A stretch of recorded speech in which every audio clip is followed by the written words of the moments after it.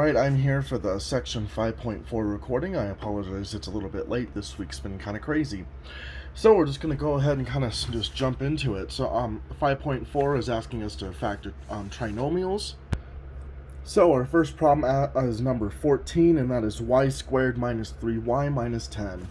So we're going to do the box method. I have found that's the easiest, so we're just going to go ahead and start plugging things in. So y squared is going to go here, minus 10, and minus 3y is going to be our eventual what we need to end up with when we add these two, but they could still multiply into negative 10. So it gives us y and y. And so we kind of have to think about this, like, alright, so what goes into 10? Normally 5 times 2 kind of comes to mind, so we kind of flip it around a little bit.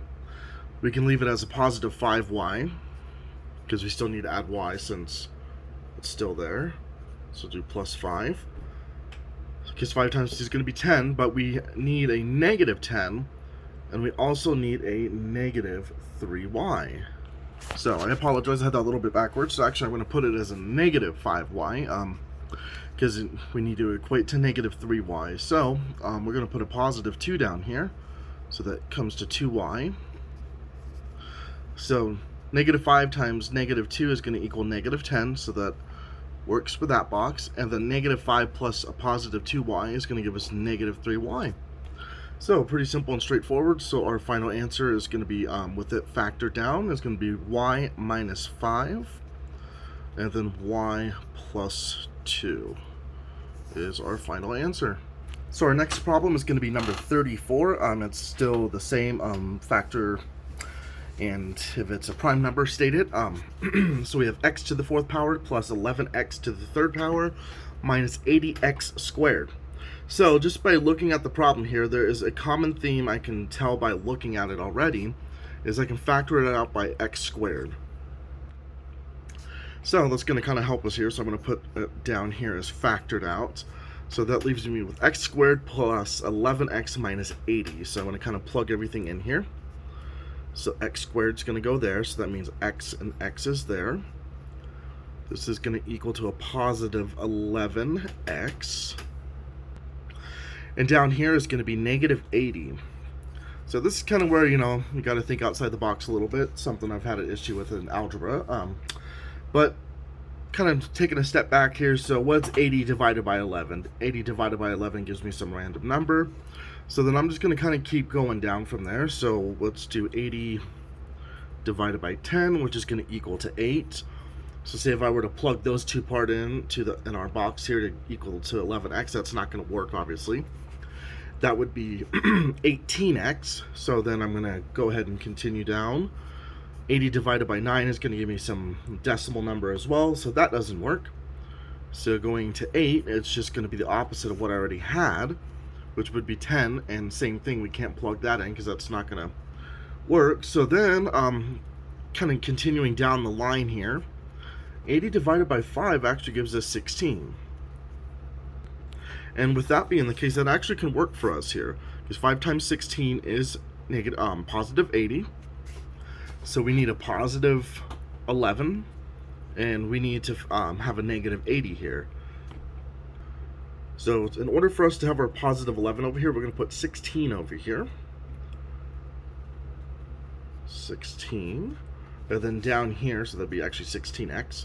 And then down here, we're going to put our negative 5. Because when we add the 16 and negative 5x, it's going to equal to a positive 11x. While we times 16 by negative 5 is going to give us negative 80. So it fits in with everything. So then we go down here to kind of write our final fraction notation form. Not fraction notation, final factored form. So remember, we took out x squared earlier to kind of make this problem easier. So that's going to be part of our first part of this factorization. So it's going to be x plus 16, because as always you go top and then left to write it out, times x minus 5, and that is our answer factored down. So our next problem is going to be number 46, and we're still kind of in that same group. This time it's just factoring. So 2x squared minus x minus 10. So this one's a little bit trickier. because we have this 2x squared. I cannot take out anything. I can't take out the x, because then that kind of defeats our, what we need to add to or equal to. So I'm going to put this as 2x over here on the left side plus x. So that's going to give us 2x squared. Then I'm going to put negative 10 down here. So then I'm kind of just looking at it here. Negative 10, so what, kind of factors into that? What numbers can multiply into negative 10? 5 times 2, pretty simple. Gives us positive 10, so we can kind of do the opposite. Either by negative 2 times 5 or 5 times negative 2. Really doesn't matter. So I'm going to go with this, is I'm going to put 2 over here, so x plus 2. And then down here I'm going to put negative 5. So with that being the case, because with negative x, I can't exactly remember if we need to find out if both our bottom left and our upper right square have to equal to that. But I'm just going to kind of go with it here. So we're going to write in our fraction notation here, not fraction notation, our factored form, sorry, is going to be x plus 2, and then times 2x minus 5. And that is what I've got for that answer. Alright, so for our last problem is going to be number 71, and it is still part of that same group of just factors, so nothing too special except to factor it down if we can. So the problem goes 24x squared minus 2 minus 47x. So I've already wrote that down there. And we're going to continue using the box method. So kind of looking at this, it's definitely reminding me of the last problem here. So I have the 24x squared. So I'm going to put x up here and then 24x here. Because I really can't divide by any, or take out or factor out anything. Even if I factored out just x, it kind of, doesn't work like that. So with that here, so that's going to put 24x squared here in this first square, and then I've got negative 47x.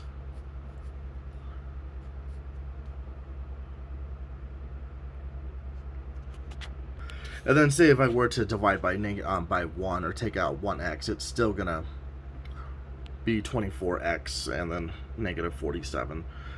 So really kind of just looking at this, I can tell already I cannot factor this down anymore because I've got this 47 here, or this negative 47.